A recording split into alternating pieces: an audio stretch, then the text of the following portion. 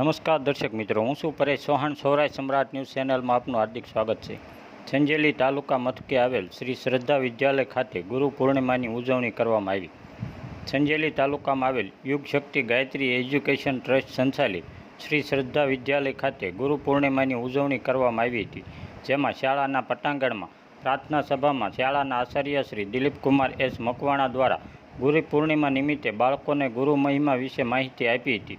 જણાવ્યું હતું કે આપણી સંસ્કૃતિ અને પરંપરાનો આ ભાગ છે.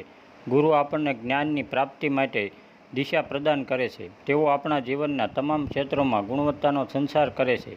જીવનમાં આવતા અનેક પડકારો સામે લડવાની સાચી સમજ આપે છે.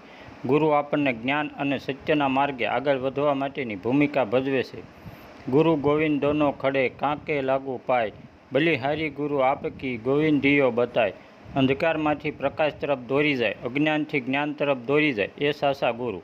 એની સમજ શાળાના શિક્ષક શ્રી અશ્વિનભાઈ સંગાડા દ્વારા આપવામાં આવી હતી.